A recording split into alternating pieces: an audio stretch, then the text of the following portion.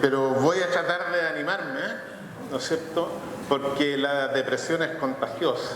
Y efectivamente iba a partir con aspectos deprimentes, pero yo creo que uno tiene efectivamente que hacer una catarsis y poder tomar conciencia de dónde vive y para dónde va el mundo, digamos, ¿no es cierto? Sobre todo en el tema agrícola, donde uno trabaja con seres vivos. ¿Y qué tiene que ver eso, Martín? Entonces, la situación en realidad, si uno mira lo que está pasando en el mundo en general, no se nos viene fácil con respecto a la disponibilidad de recursos para la agricultura. Hasta hace unos 15 años atrás o 20 años atrás, la Dirección General de Aguas, cuando hacía sus análisis de uso de agua, decía que el 85% del agua lo utilizaba la agricultura. El 85% de los recursos hídricos consultivos lo utilizaba la agricultura. En los últimos antecedentes que ha presentado la DGA, este valor ha ido cayendo hacia un 70%. Que es más o menos lo que se representa acá, ¿no es cierto?, a un promedio a nivel mundial. Pero, ¿no es cierto?, nuestras referentes de desarrollo son los países que están al norte del río Bravo, digamos, en América del Norte. Y en esos países la disponibilidad del agua para la agricultura es del orden del 50% de los recursos hídricos, o sea, independiente de lo que pudiera pasar por las sequías, por el cambio climático. En función de la estrategia de desarrollo que pudiera tomar el país a futuro, los recursos hídricos siempre van a ir con una tendencia a disminuir, ¿no es cierto? La otra pregunta, yo no tenía idea de lo que iba a presentar la Graciela, pero yo me planteé un poco qué es lo que pasa en el país. O sea, estamos hoy día preocupados de una sequía, pero resulta que durante el siglo XX nos acompañó la sequía permanentemente. E incluso en 1866 hubo una gran sequía en este país, ¿no es cierto? Y las flechas rojas aquí están apuntando a todas las mega sequías. O sea, las sequías nos han acompañado en toda nuestra historia y nosotros no tenemos esa memoria, ¿verdad? Ahora quizás es distinto cuando la mayor parte de la superficie agrícola del país, ¿no es cierto? Ayer la Junta de Vigilancia del río Aconcagua decía que durante 100 años ellos habían regado las mismas hectáreas, 26.000, ¿ya? Pero la diferencia está en que hoy día el 80% de esas 26.000 son cultivos permanentes. Entonces, por lo tanto, el golpe que tienen las sequías en la economía del país y en la economía propia de quien hace las inversiones es súper fuerte, ¿no es cierto? Entonces, dicho todo este panorama, ¿no es cierto?, que es bastante angustioso, ¿cómo enfrentar periodos de sequía, digamos? ¿No es cierto? Ver algunas estrategias. Y Carolina me pidió que habláramos de las experiencias que habíamos realizado empíricamente en el Valle Aconcagua, ¿no es cierto? Y como persona y como institución hemos tenido poca oportunidad, ¿no es cierto?, de contarlas y compartirlas con gente o con agricultores y profesionales de la quinta región. Entonces vamos a ver un poco respuesta, ¿no es cierto?, de la uva de mesa en particular frente a déficit hídrico, ¿ya? Y aquí hay algo que es bien importante, porque de repente los vegetales parecen ser más inteligentes que los seres vivos, ¿no es cierto? O sea, los humanos, digamos, ¿no es cierto? Porque la vida es una planta perenne, ¿es cierto? Permanece en el tiempo, tiene memoria y responde a su pasado. Es decir, si nosotros fuéramos conscientes que nuestro país era hídricamente débil, a lo mejor todas las situaciones y decisiones, tanto de productores como públicas, quizás hubieran sido diferentes. Yo no lo sé. Pero en fin, vamos a lo que me pidieron que conversara nomás. Nosotros durante varios años, unos 10, 15 años, estuvimos trabajando en Aconcagua, ¿no es cierto?, en el tema de respuesta de la uva de mesa a diferentes aportes de agua. Y con los antecedentes que generamos en Aconcagua, más información que encontramos en la literatura, que la verdad sobre uva de mesa no hay muchos trabajos científicos, o sea, les gusta más la uva de vino, Parece que tiene más charme, no sé, tendrá más lucas, se vende mejor, no tengo idea, pero investigaciones en uva de mesa no hay mucho. Pero ¿qué nos mostraron las experiencias? Las experiencias nos mostraron, en realidad, que en la medida que uno iba aumentando las cantidades de agua aplicada, ¿no es cierto?, hasta llegar al requerimiento óptimo, la productividad también iba aumentando. ¿Qué nos mostró también la experiencia de Aconcagua? Que había una zona que variaba entre los 7.000 y los 10.000 metros cúbicos, donde podíamos tener el potencial productivo de esa zona de acuerdo al manejo que se hacía la uva, ¿no es cierto? Sobre eso teníamos una zona ya de exceso, donde por asfixia radicular o por otros motivos, ¿no es cierto?, la productividad empezaba a decaer. Y más o menos, ¿no es cierto?, cuando uno aplicaba menos del 80%, 75% de los requerimientos hídricos, la productividad empezaba a disminuir, ¿verdad? Es decir, entonces uno podría tener esta pequeña función de producción para poder tomar algunas decisiones. Es decir, mire, mi déficit hídrico, yo en esta temporada voy a poder aportar solamente un 30% del agua. Entonces, decir, bueno, aquí un 30% del agua significa que yo solamente podría tener el 60% de la producción, ¿ya? Entonces, esto nos podría ayudar a tomar algunas decisiones. Es decir, conocer la magnitud del déficit, saber la esperanza o la probabilidad de que yo tenga una determinada producción, ¿no es cierto?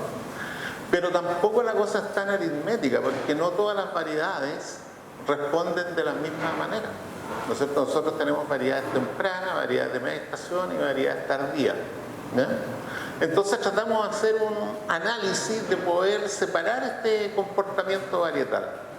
Y el primer análisis que hicimos era cómo se distribuía el consumo de agua, ¿no es cierto?, en las diferentes variedades. Aquí puse, todos me van a decir, estos gallos están trabajando con variedades viejas, estamos en otra onda, pues son nuevas variedades. Pero de todas maneras, Flame sigue siendo una variedad temprana y puede ser un modelo que representa el comportamiento de una variedad temprana. Thompson podría presentar el comportamiento de una variedad intermedia, y Crimson es efectivamente una variedad tardía. ¿No es cierto? Entonces estaban las tres situaciones. ¿Y qué es lo que fuimos viendo? Por cosas de lógica. Por ejemplo, en las variedades tempranas, casi la mitad de las necesidades hídricas viene después de la cosecha, ¿no es cierto? En cambio, en las variedades más tardías, la mayor parte de las necesidades hídricas está entre brotación y la cosecha. Entonces aquí probablemente las respuestas y las estrategias que uno debiera ocupar en una variedad temprana y una variedad tardía pudieran ser distintas, ¿no es cierto?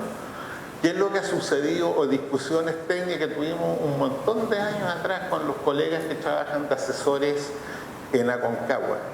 No, que nosotros tenemos agua, entonces podemos ir persiguiendo las variedades en función de su época de madurez y después nos vamos dando prioridad en función entonces de si son variedades tempranas, medias y tardías, y me voy jugando con el agua, ¿no es cierto? Y le doy prioridad primero a las tempranas, después a las medianas y después a las tardías.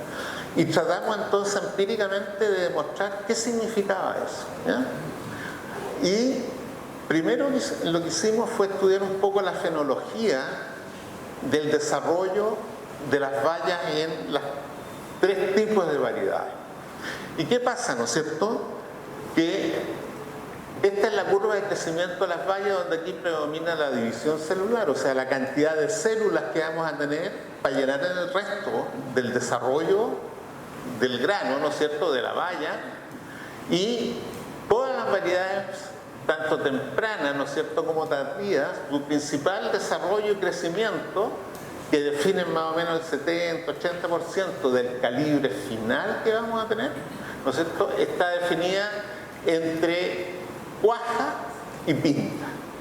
La pinta podría ser más adelante, más atrás, pero la mayor parte del desarrollo de las tres bayas sucede entre esos estados fenológicos: formación de células, crecimiento de las células, y después viene la incorporación de azúcar y un crecimiento adicional. Pero en esta parte ya tenemos el 80% del crecimiento final, ¿ya? Eso es lo que teníamos que tener en mente y eso nos dimos cuenta. Y después hicimos ensayos de campo bastante largos, de 4 años, de 4 temporadas, ¿no es cierto? Y tomamos las variedades tempranas y aplicamos acá distintos regímenes de agua, ¿ya? Desde exceso de agua, ¿no es cierto?, hasta un déficit que llamamos moderado del orden de un 60%. En la variedad tardía, Crimson, ocupamos el esquema similar, pero con otros volúmenes de aporte hídrico. 100%, 75, 50, y aquí hicimos una combinación pensando, porque la verdad es que yo soy un buen reporfiado, ¿ya? Entonces, para poder discutir con la gente también uno tiene que tener antecedentes. Decían, no, si es que vamos corriendo, no, bueno, le damos prioridad a las tempranas y las tardías las vamos dejando un poco más atrás. Entonces dijimos, bueno, ocupemos esa estrategia en este ensayo y aplicamos un 30% del agua desde brotación a pinta y un 75% después para recuperar y simular que le estábamos dando prioridad a las variedades tempranas respecto a las variedades tardías, ¿no? Ahora ustedes se van a dar cuenta que los números no son equivalentes. Lo ideal hubiera sido que en las variedades más tempranas, ¿no es cierto?, hubiéramos ocupado los mismos volúmenes de agua. Pero nosotros hacemos trabajo con los agricultores. Entonces, al término de este ensayo, que fue previo al anterior, nos felicitó el dueño del campo, pero nos pidió que no volviéramos, ¿no es cierto?, porque el parrón se le habíamos dejado hecho una ruina y qué sé yo. Entonces, bueno, era por el bien de la ciencia y lo entendía, ¿no es cierto? Y cuando fuimos a hablar con los vecinos, ya teníamos la mala fama que por estrés hídrico, no sé, que habíamos dejado el parrón. No nos comprometimos a aplicar déficit hídrico más moderado, pero igual nos permite, ¿no es cierto?, sacar proyecciones. Entonces, por eso no son iguales las cantidades de agua, ¿ya? Ahora, yo aplaudo a estos agricultores porque no eran ensayos pequeños, 1 hectárea que nos pasaron para hacer experimentos, ¿no es cierto? O sea, tuvieron bastante confianza y creían en nosotros. Bueno, ¿cuáles fueron los resultados en general? Esta es una variedad temprana, entonces hablando en metros cúbicos por hectárea, nosotros aplicamos desde 4.200 hasta 11.000 metros cúbicos, en este caso en Flame, variedad temprana. Aquí tenemos el promedio de productividad de los 4 años y desde el punto de vista de la estadística, ¿no es cierto?, los números no hubieron grandes diferencias. Y analizando también la distribución de calibres, comparando un déficit de un 60%, ¿sí?, aplicando el 60% del agua o aplicando más de lo que las plantas requerían, no hubo ninguna ganancia en calibre. Entonces, ¿cuál fue la conclusión? Mira, claro, esta variedad temprana probablemente tú la puedes regar con un 60% de su requerimiento máximo para cada una de las épocas del año, juntando del orden de los 4.000 metros cúbicos en la temporada.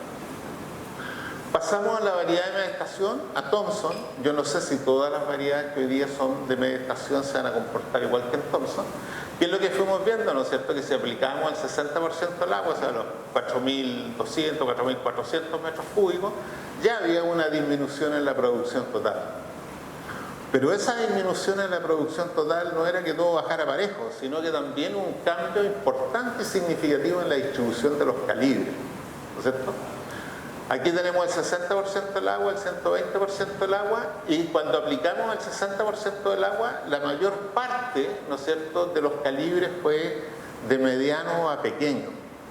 Y esa cuestión desde el punto de vista comercial no tenía mayor valor, ¿no es cierto? Entonces, claro, podíamos estar economizando agua, pero efectivamente el resultado comercial, ¿no es cierto?, iba a ser malo, porque estábamos sacando calibres pequeños.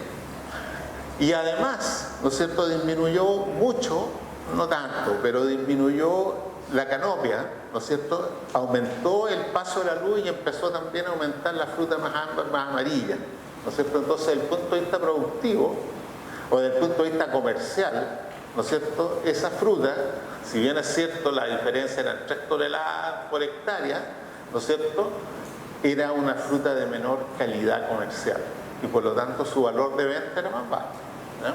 Entonces, eso que nos decías tú, de estas variedades, ¿no?, de meterle déficit, a lo mejor no es tan interesante. Y por último, ¿no es cierto?, esta variedad tardía que era Crimson, donde aplicamos cantidades de agua que iban desde 8.500, el 50% fue 4.200, y después este tratamiento mixto, ¿no es cierto?, fue el orden de 5.600 metros cúbicos por hectárea, era más o menos parecido a este, ¿no es cierto? Y aquí están los resultados productivos. Esto fue interesante porque reduciendo el agua durante toda la temporada en un 25%, la productividad no se afectó mucho, o nada prácticamente. Pero aplicando ya un déficit más grande, ¿no es cierto?, de 50%, efectivamente la productividad fue disminuyendo durante temporada a temporada. Y en este régimen mixto, donde nuestra hipótesis era, bueno, regamos menos entre cuaja y pinta y le damos como guaraca después de que cosechemos la FLAE, le aumentamos los recursos hídricos, lo que pasó es que el parrón se vino definitivamente abajo. Y este fue el causante en realidad que nos abrieran la puerta y nos dieran la gracia de que nos pudiéramos retirar del campo, digamos. Y otra cosa interesante, disminuyó la productividad, se limitaron las plantas, pero cuando hicimos el análisis también de calibres, ¿no es cierto?, ¿qué es lo que pasó? Que los calibres, ¿no es cierto?, relativos, por lo menos entre el tratamiento que recibía un 100 y un 75% del agua, no se vieron muy afectados. Pero este régimen, que podría haber sido la estrella, ¿no es cierto?, ¿qué significó? Que los calibres quedaron chicos, ¿no? Es decir, si yo tengo un déficit hídrico temprano, que va desde la brotación hasta la pinta, no tengo ninguna posibilidad posteriormente de recuperar esa pérdida a posteriori, ¿no es cierto? Entonces, si yo tengo un set de variedades, chuta, es re difícil decir, no, yo le voy a dar prioridad a las tempranas y cuando salga la temprana yo coseche, ¿no es cierto?, en diciembre, no sé cuándo saldrán acá las variedades tempranas, me voy a empezar a preocupar de regar bien las otras variedades que siguen. Por lo tanto, realmente uno tiene que tomar decisiones y esas decisiones están bien definidas, desde la rotación hasta la cuaja. Ahora, en ese periodo que va desde la flor, ¿no es cierto?, desde la flor hasta la pinta, también se están preparando los órganos reproductivos que van a dar fruta la temporada siguiente. Entonces, si yo estreso o tengo problemas de riego fuertes y severos esta temporada en ese periodo, pues las plantas tienen memoria, ¿no es cierto? El próximo año lo más probable es que también vaya disminuyendo mi productividad porque va a tener menos racimos probablemente o qué sé yo, ¿verdad? Entonces la uva de mesa es como que una niña bien veleidosa, si hay que tratarla bien, con cariño, ¿no es cierto? No es como la uva de vino que mientras uno la estrese más, ¿no es cierto?, concentra los antocianos, los aromas, qué sé yo, y los viejos están dispuestos en el mercado a pagar más por una botella. En el caso de la uva de mesa, ¿no es cierto?, tienen que cumplir ciertos estándares, ¿no es cierto?, de olor, de soluble y sobre todo de tamaño. Y no le podemos pedir todo a una parra que va a estar estresada, digamos, ¿no? Y esta me gusta mostrarlo porque siempre nos pelan a nosotros que no, pues ustedes están haciendo ensayos con 4 o 5 plantas, ¿no? Son experimentos, pero no tienen mayor aplicación práctica. Pero resulta que Arturo Miquel, haciendo que un asesor que debe ser conocimiento de muchos de ustedes, tenía parrones en Salamanca. Y en Salamanca, como en todo el país, en el año 2011, ¿no es cierto?, tuvieron periodos de déficit hídrico también. Y hicieron un seguimiento de qué es lo que pasaba, ¿no es cierto?, con los parrones en esas condiciones. Entonces evaluaron, por ejemplo, qué pasaba con el peso de la poda, o sea, el material vegetativo para generar cagadores en las temporadas siguientes. Y él dispuso de agua en las siguientes temporadas, no tenía más, digamos. La primera temporada fue relativamente normal, entonces pudo aplicar desde brotación hasta cosecha, ¿no es cierto?, 7.400 metros cúbicos más o menos, y ahí fue disminuyendo hasta que el cuarto año no pudieron aplicar más de 2.000 metros cúbicos y tenía variedades relativamente tardías, Crimson y Otto. Y fíjense cómo fueron disminuyendo los pesos de poda, o sea, las ramitas, los brotes eran cada vez más delgados, no tenían donde poner cargadores ni poner racimos, hubo una caída fuerte. Y en el tema productivo, ¿no es cierto?, fíjense cómo se fueron abajo, ¿no es cierto?, las producciones. Entonces, las últimas 2 temporadas no pudieron cosechar nada que tuviera valor de exportación. ¿Cuál fue la conclusión de Arturo? Mire, con menos de 6.500 metros cúbicos en la temporada no podemos hacer uva de mesa de exportación, ¿ya? Entonces eso hay que tenerlo presente. ¿Cuál es la magnitud del déficit hídrico para poder tomar las decisiones. Y esta es la situación, por ejemplo, el parrón de Crimson después de que terminaron los años de sequía, ¿no es cierto? Y esta es la situación hoy día. O sea, ¿cuál fue la decisión? ¿No es cierto? ¿Sabes qué más? Vamos a disminuir nuestra superficie y nos vamos a concentrar en menos hectáreas, pero donde podamos tener fruta de mejor calidad, parrones más productivos, etc. Entonces, frente a la situación de déficit, que, como les digo, es bastante deprimente el panorama que presentó Graciela, hay que tomar algunas decisiones, pero ojalá las decisiones no tomarlas con la guata, sino que tomarlas con la cabeza, ¿ya? Y lo primero, ojalá pudieran hacer, ¿no es cierto?, un balance hídrico de sus predios. Y por eso, como decía Graciela, era re importante haber contado ya con los pronósticos de caudales de la Dirección General de Agua, para poder tener una idea de lo que va a pasar, ¿ya? Entonces, primero cuantificar cuál va a ser la oferta de agua que va a haber, ¿no es cierto? Tanto si tienen pozos, ¿no es cierto?, la disponibilidad de caudal que tienen esos pozos, poder aforarlos y ver efectivamente cuánta agua están entregando, ¿no es cierto?, y conocer el caudal disponible en litros por segundo por acción que ustedes tienen, que esto es un tema bastante más difícil de pronosticar. Y por otro lado, ¿no es cierto?, tener un análisis, no tiene por qué ser extraordinariamente fino, puede ser con datos históricos, ¿no es cierto?, de la demanda que tendría el parrón o el cultivo de uva de mesa que ustedes tienen. Y eso se puede calcular a través de datos históricos de la evapotranspiración, los coeficientes de cultivo. Ustedes pueden hacer un balance general para tener los grandes números. Y ojalá disponer entonces de información de la demanda en litros por segundo por hectárea, de tal manera que si la oferta tiene en litros por segundo, uno pudiera saber cuántas hectáreas pudiera regar. El tema entonces, ¿qué pasó aquí? Hice algo mal. Ahí está. El tema entonces, y como mostraba la Graciela, ¿no es cierto?, es cuantificar la oferta y sobre todo la oferta superficial. Y aquí no tenía datos del Cachapoal, tenía datos del Inguiririca, ¿no es cierto?, esto lo hizo anoche en realidad, y los datos que tenía eran un poco antiguos, pero ¿cuál era el objetivo de mostrarles esto? Esto es una variabilidad interanual de caudales, ¿ya? Entonces es re difícil poder fijar el valor de la parte alícuota que a cada uno le corresponde cuando, independiente de fenómenos de sequía, ¿no es cierto?, ustedes tienen esta variabilidad. Por eso es importante los aforos y la información que entregan las asociaciones de canalistas, ¿verdad? Pero sí hay un concepto que quizás aquí, como tenemos mala memoria, se nos fue olvidando, que siempre en hidrología y en hidrología superficial se trabaja con un concepto de seguridad de riego o de probabilidad de ocurrencia de caudales. Entonces, para tratar de amortiguar en la toma de decisiones los efectos que tiene la variabilidad interanual de caudales, existe este concepto de probabilidades de ocurrencia, ¿ya? Y yo me acuerdo que mi profesor de hidrología decía, mire, para riego la probabilidad, ¿no es cierto?, o la seguridad tiene que ser calculada con una probabilidad de 85%. ¿Qué significaba eso? Que en un periodo de 100 años, en 85 años yo iba a tener un caudal de una determinada magnitud o mayor. Entonces, si yo quería, en esos tiempos que yo estudié, que fue harto tiempo atrás, con regla de cálculo y toda esa cuestión, ¿ya?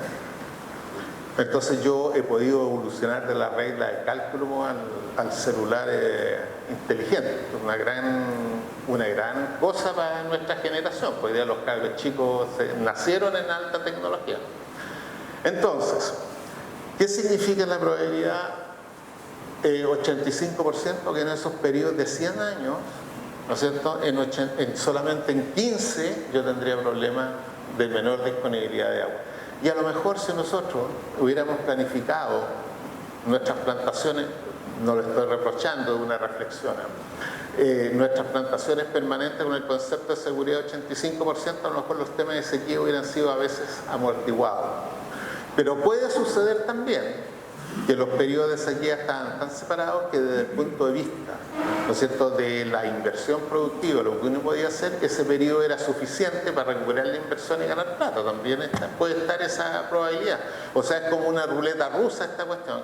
Yo no sé cuánto es lo máximo que podría plantar, pero puse mucho más, me entusiasmé, es como la ruleta rusa que tú echas a andar y de repente te va a salir el balazo, ¿no? Entonces aquí hay dos cosas, ¿no? Son reflexiones personales, como yo no soy productor, ¿no es cierto? Yo soy urbano, en realidad, que es más fácil para uno hablarlas con menos cariño, con más frialdad, quizás, que para quien puso la luca, para quien puso el cariño en todo lo que hizo y qué sé yo, ¿ya?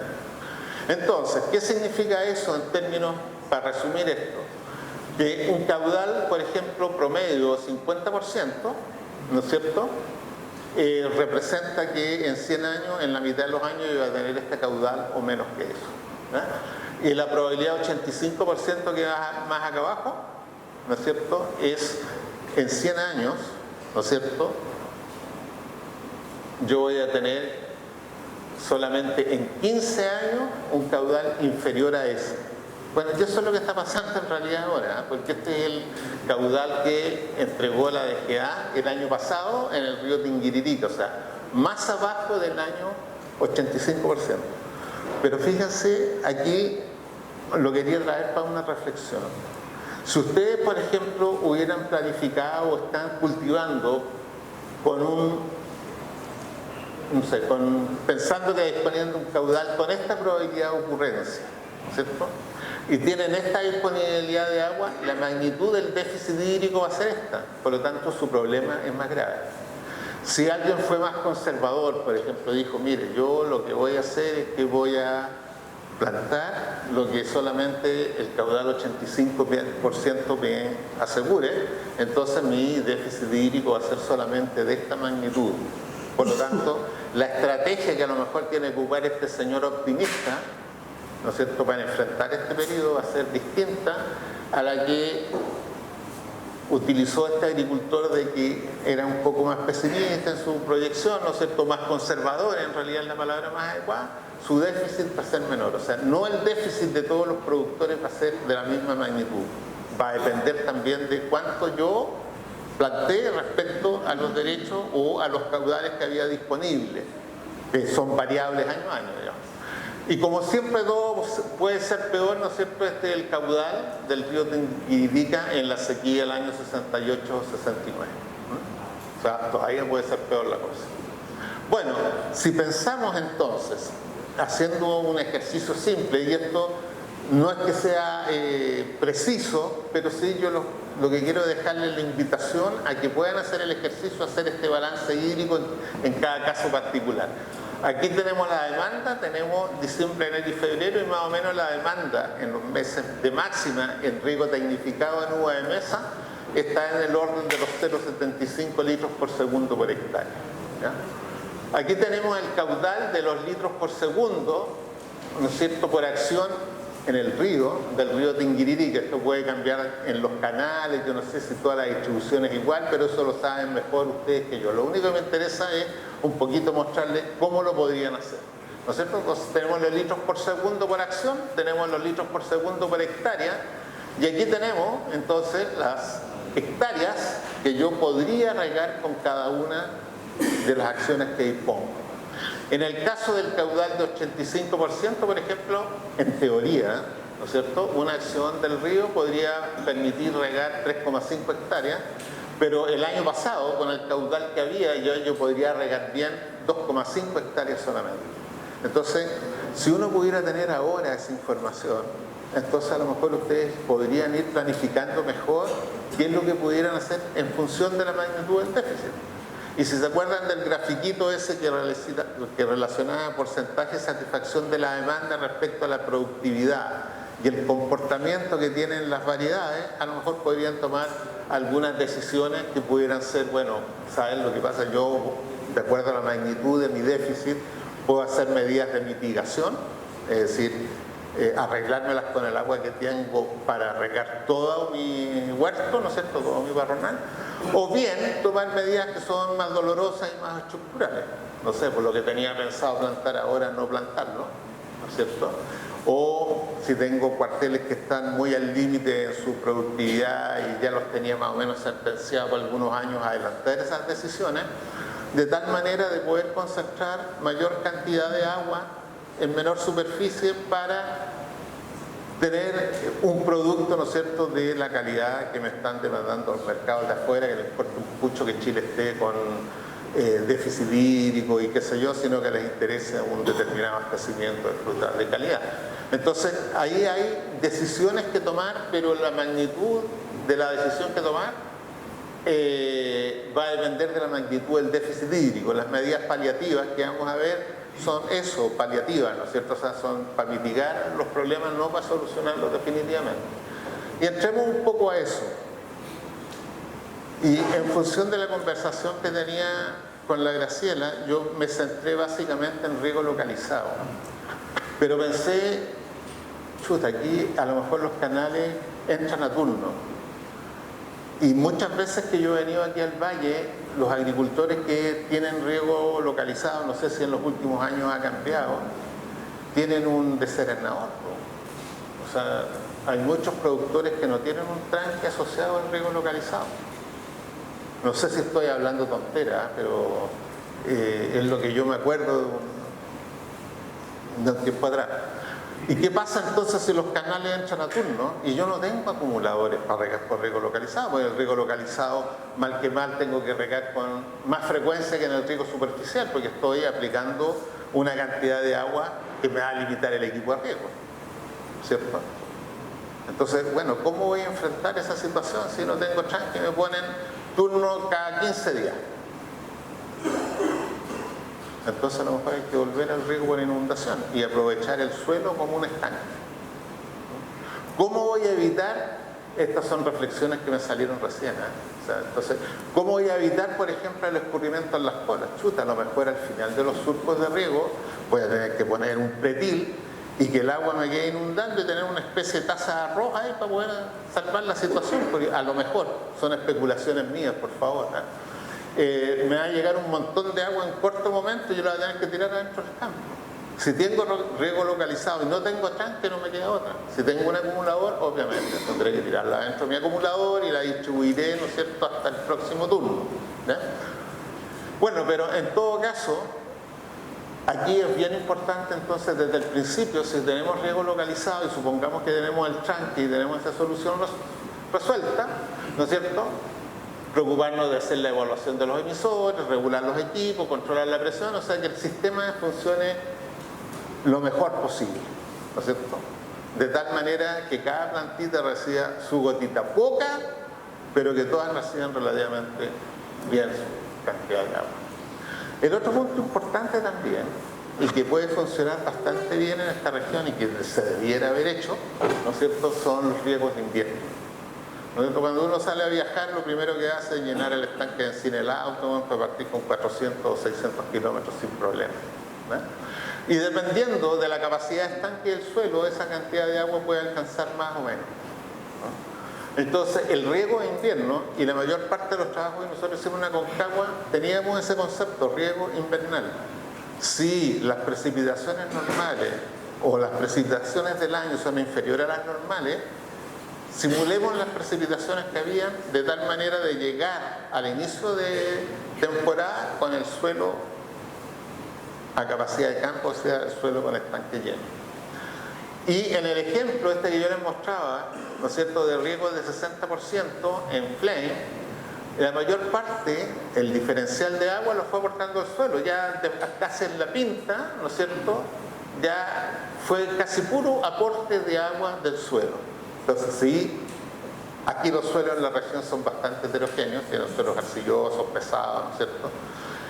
Pero tienen otros suelos, ¿no es cierto?, que son bastante menos retenedores de agua y más delgados. Entonces ahí depende del tipo de suelo que ustedes también tengan.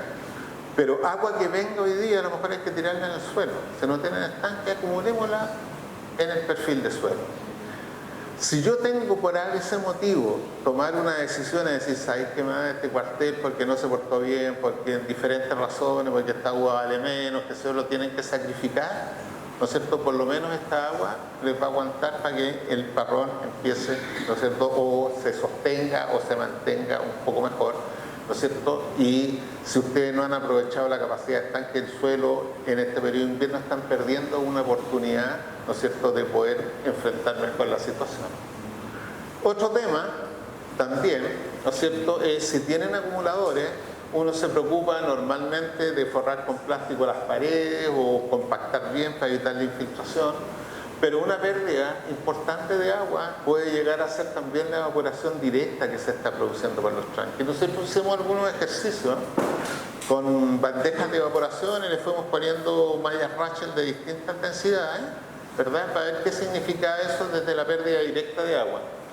Y uno podría, la evaporación directa, reducirla en orden de un 40%. ¿Qué significa eso en magnitud de cantidades de agua?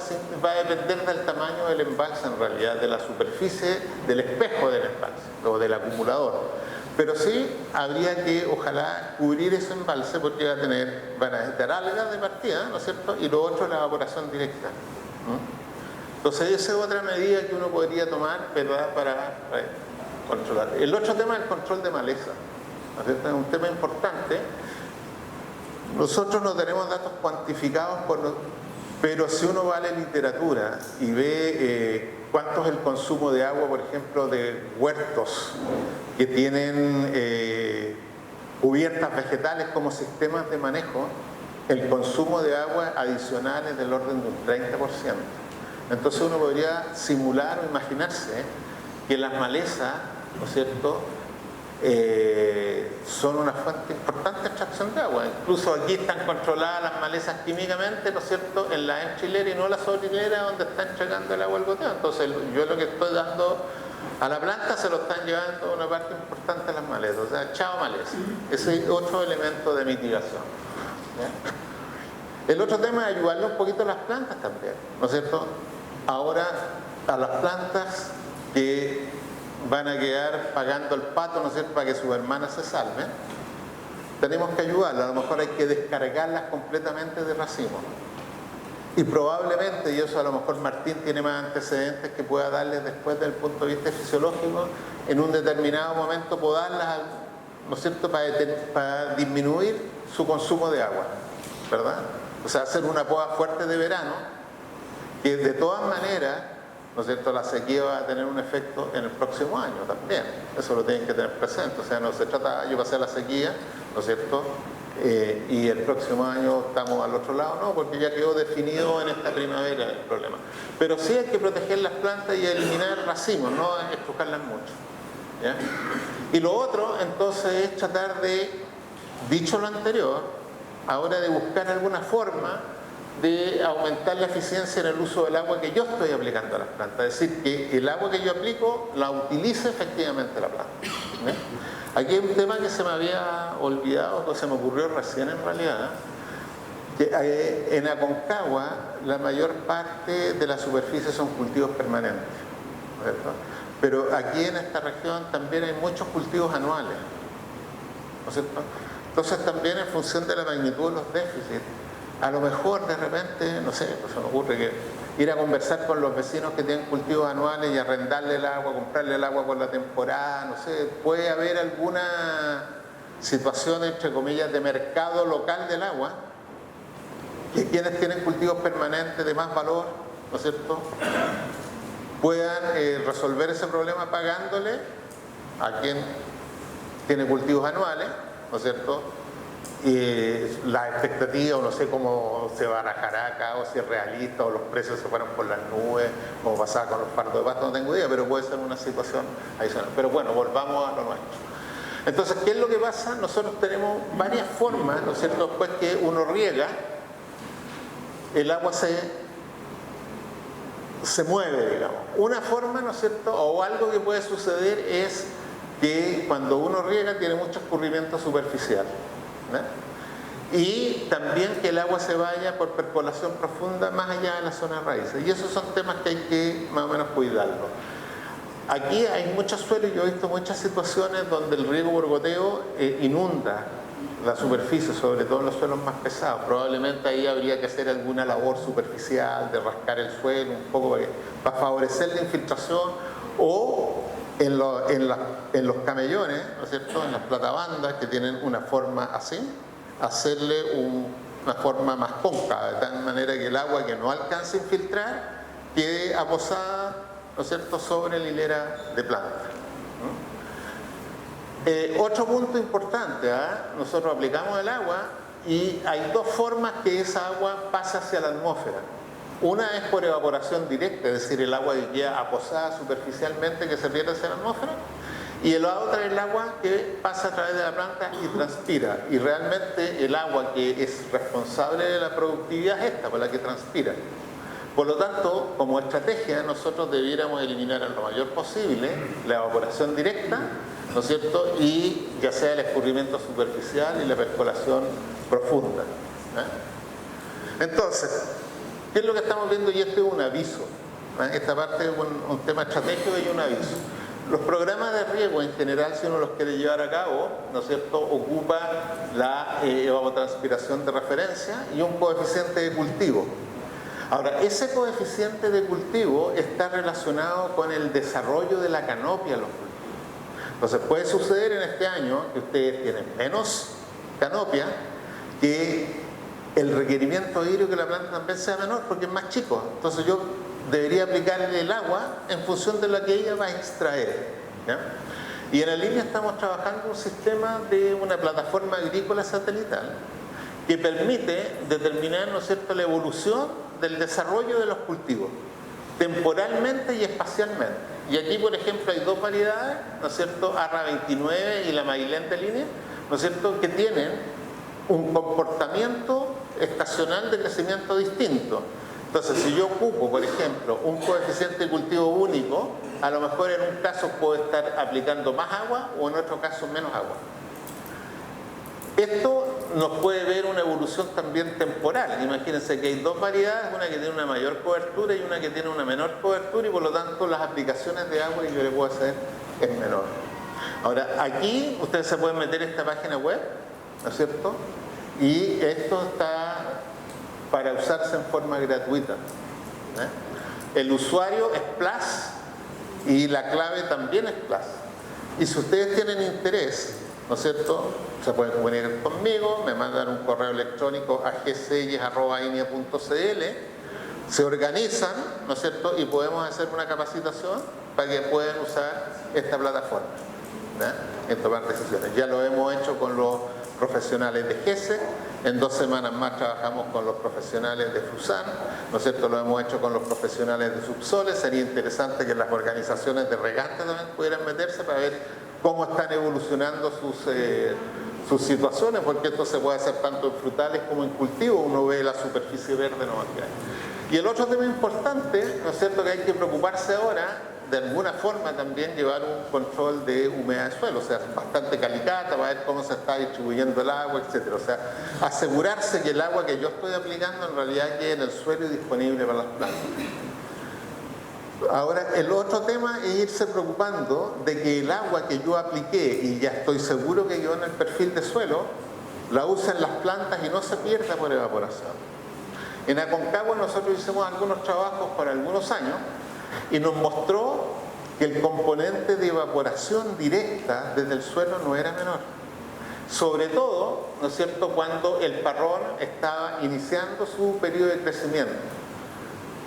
Cerca de brotación y hasta floración más o menos, ¿no es cierto?, prácticamente el mayor porcentaje del agua se estaba perdiendo por evaporación y no por transpiración. Entonces, si yo lograra controlar la evaporación, ¿no es cierto?, podría estar economizando agua y permitir que esa agua no se perdiera directamente a la atmósfera, sino que fuera utilizada por las plantas. Y para eso, entonces, ¿qué hacer? Utilizar mulch, ¿no es cierto? Puede ser de material de poda. Ahí hemos tenido discusiones con los fitopatólogos de que las enfermedades, etcétera, pero estamos en una emergencia, entonces eso habría que verlo.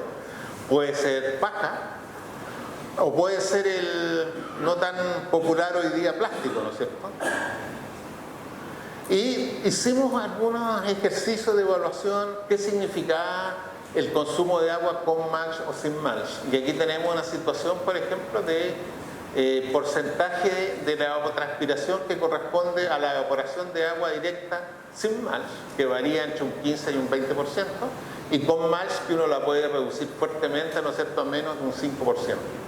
O sea, utilizar mulch sobre los camellones, es decir, si yo tengo mi línea de riego por goteo que escurría arriba del camellón, le hice la tacita esa para evitar el escurrimiento, hago los mulch encima, estoy teniendo un sistema cerrado, ¿no es cierto? Estamos hablando de periodos de emergencia. Aseguro que el agua infiltre y sea aprovechada por las plantas. Y aquí hay otras cosas interesantes. Bueno, esto es lo mismo, ¿no es cierto?, en la acumulación en el tiempo, pero usando mulch, ¿no es cierto?, y sin mulch, lo que estoy favoreciendo también es la formación de raíces finas, ¿verdad? Y estas raíces finas tienen dos gracias: mayor capacidad de absorción de agua y también generación de hormonas. En cambio, sin mulch, donde predominan son las raíces más estructurales. Aquí se ha deshidratado el suelo, ¿no es cierto?, hay más calor, las raíces finas se han desarrollado menos, ¿verdad? Entonces, una estrategia podría ser evitar la evaporación directa utilizando mulch. ¿Cuánto estoy economizando? Entre un 15, probablemente un 20% de agua, ¿verdad? Otra estrategia que estuvimos analizando era alta frecuencia, riegos diarios cortitos versus riegos más distanciados pero más largos, ¿ya? Y esto lo hicimos sin mulch, ¿ya?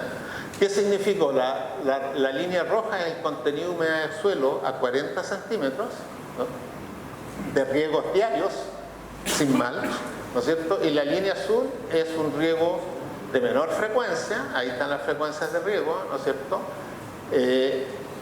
¿Y qué es lo que observamos? Que si nosotros regábamos más distanciados, pero más horas, asegurándonos que el agua fuera hacia el interior del perfil de suelo, los contenidos de humedad se mantenían más altos.